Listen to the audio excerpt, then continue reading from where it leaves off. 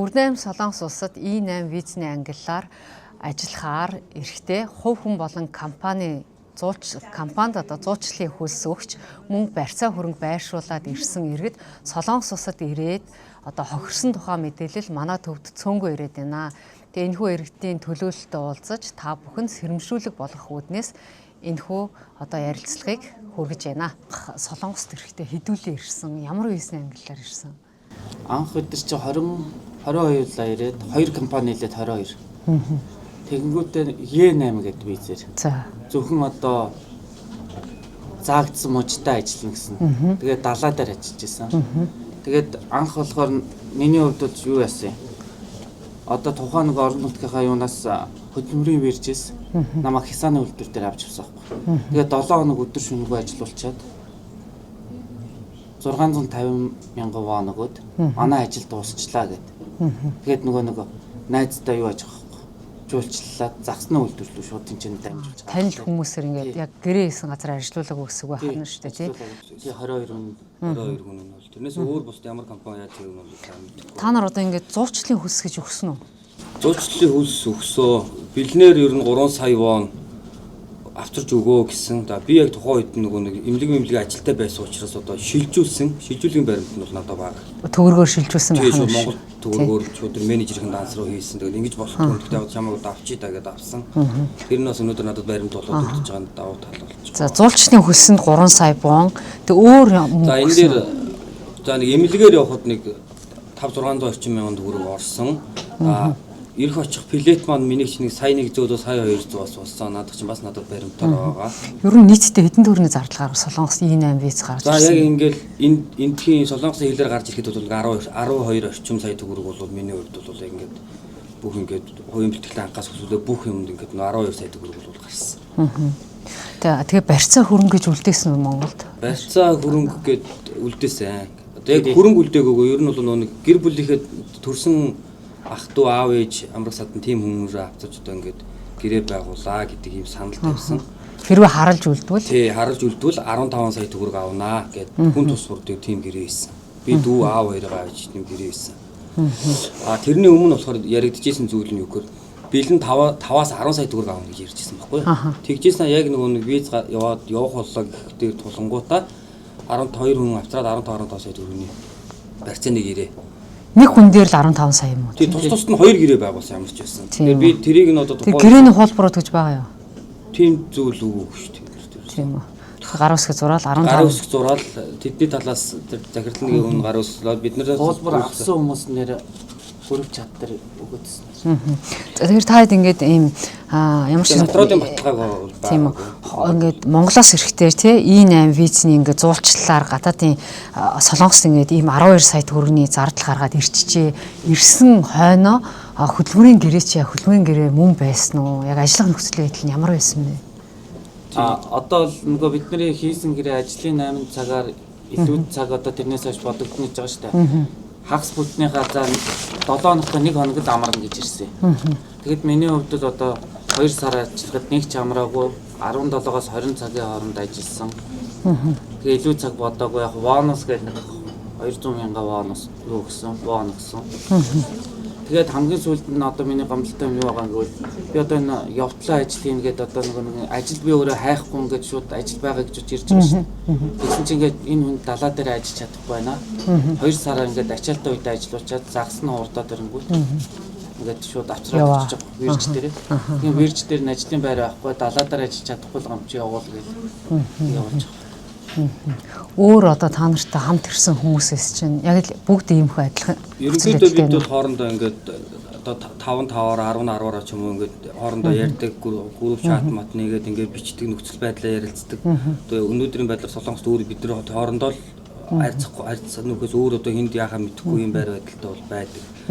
Яг миний тухайд бол 2 сая 214,000 оны цалинтай сарын 186 цаг ажиллана. 7 хоногийн 6 өдөр нь ажиллана.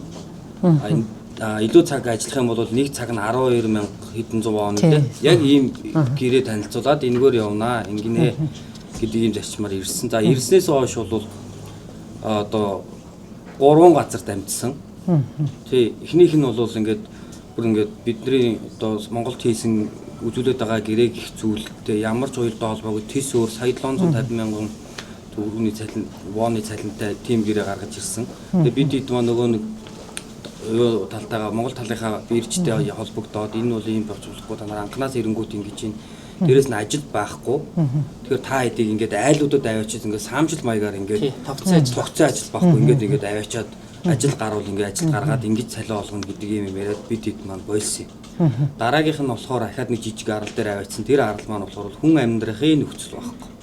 Цонх байхгүй. Тэр орчин заваа дууцсан дээр бидний зураг бичлэгнүүд нь бол байгаа. Тэгээ тэр байр байдлыг ингээд таад Монгол тал руу явуулангууд сайхан цэвэрлээд орчоочтой гэх. Энд одоо ингээд хүний нутагт ингэж ирчээд Монгол хүнээсээ тийм үг сонсоод тийм царайлаа тийм ингээд жуулчсан компанийн захиралт гэж байгаа байхгүй. Зогсон их надад цэвэрлээд орчоочтой. Тэгээ бидэд Солонгос талаас Солонгос гэрээгээ харж ажиллаа юмаар байна гэсэн чинь та нар битгий Солонгос талаас гэрээ цалин мөнгө асуу. Та нар нэг сар ямар ажил хийдгээ үзүүлж тэгээд илүү цаг өгөхгүй би өөрөө өгнө гэсэн байхгүй.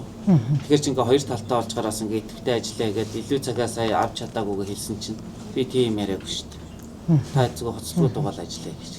Гараад ирэнгүүт нөгөө Монгол дээр ч исэн чи энэ дээрээ шал өөр юм яриад байгаа байхгүй. Тэгээ ер нь бол бид нар ингээ гомдол ер нь бол ажлаа бол хангалттай хийж байгаа байхгүй. Тэгээд хийлж байгаа шүү дээ.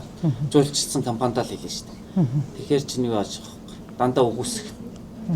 Ерөөсөө та нар ажил хийж чадахгүй. Та нар чаддаг байна тий. Гэрээ байгуулсан газар та одоо очиж ажиллаагүй юм биш үү ер нь тий. Ингээд айл хэсээд одоо хүн хэрэгтэй гэсэн айлууд руу таануусаад явуулсан гэсэн үг юм биш үү тий. Тэгэхээр ер нь Солонгос болохоор нэг цагийн хөдөлмөрийн хуулиас 10,030 вон байхгүй юу?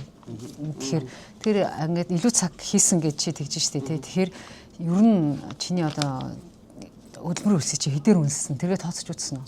Үдсэн яг цалингаа хаас чинь өдрийн 60,000 вон байсан. 60 дөнгөж гараад байсан шүү дээ. Тийм үү. 8 цаг ажиллаад уу?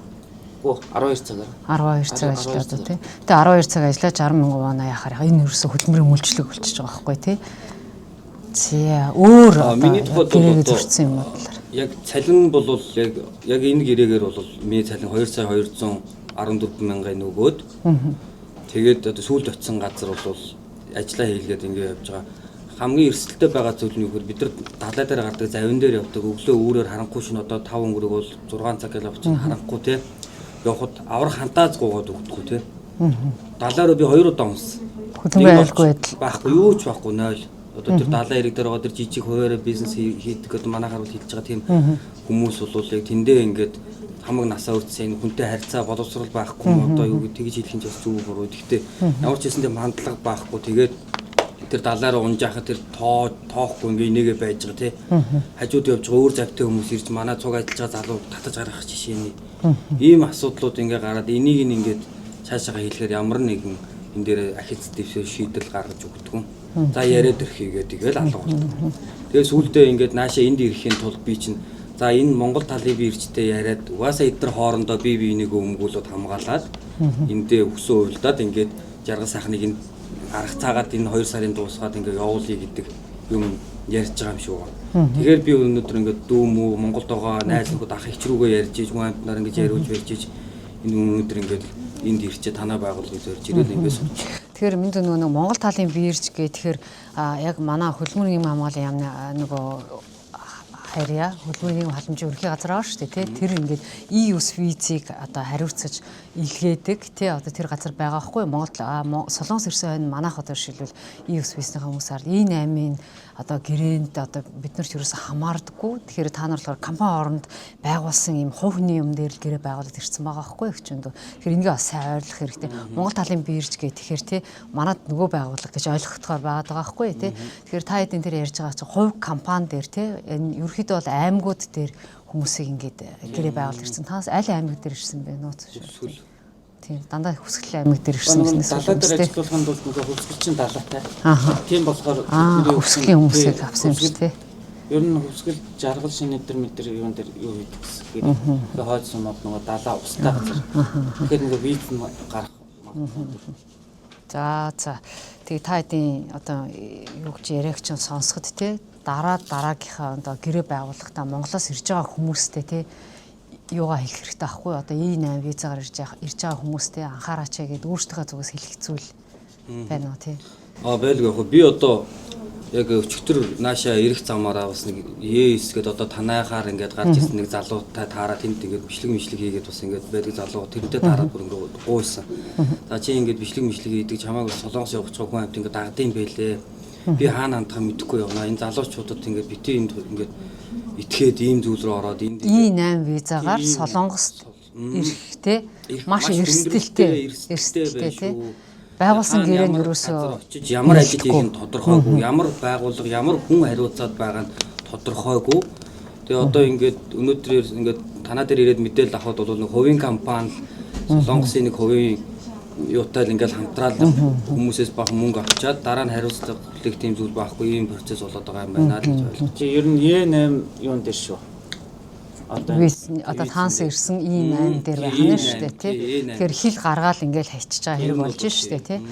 За тэгээд та бүхний одоо энэ өргөлөөч хүлээж аваад ингээд шалгаж үзээд тий илүү цагийн хөлсөн авах боломж юу вэ? Таансын байгуулсан гэрээ нь юу вэ? Тэрийг чи харж үзэж байгаа. Тэгээд эргээд хариу мэддэх болно заа.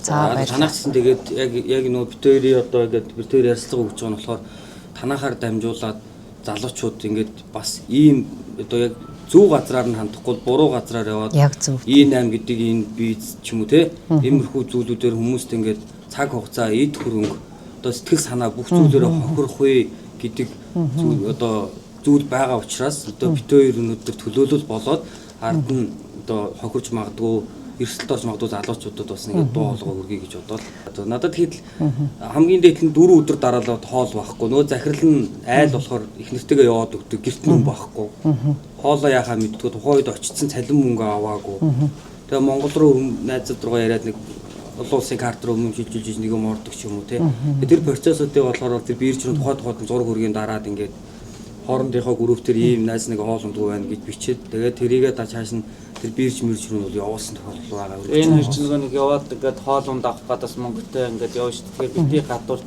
тэнээд ирээд. Тэнүүчл одоо ингээл чинь ажлын бус цагаар би ч одоо гүүж мөнгөд ч юм уу ингээл явж болно да тэр хүн ч тэр чи одоо 20 30 лайл байгаа жижиг юм арал байгаа шүү дээ.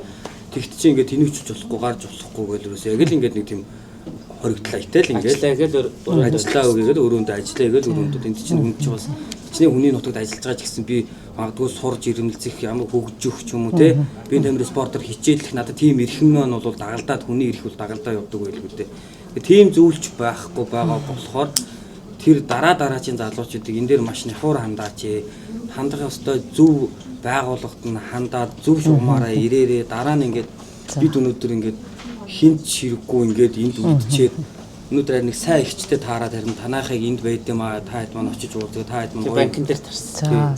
Ингээд хүлээж аваад ингээд ойлгоод аль болох ингээд та хэд та хоёр ч гэсэн ч тийм E8 бизнес талаар тийм эрсдэлтэй нөхцөл байдал байгааг одоо дараагийн хүмүүст анхааруулж хэлсэнд одоо хэлж байгаа яриа өгсөнд одоо баярлалаа та хоёрт. Энэ удаад зуучилсан компани хувь хүмүүсийн нэрсийг одоо мэдээлсэнгүү шалгалтын дараа хувь хүн болон компани мэдээллийг илүү дэлгэрэнгүй та бүхэнд хүргэх болно.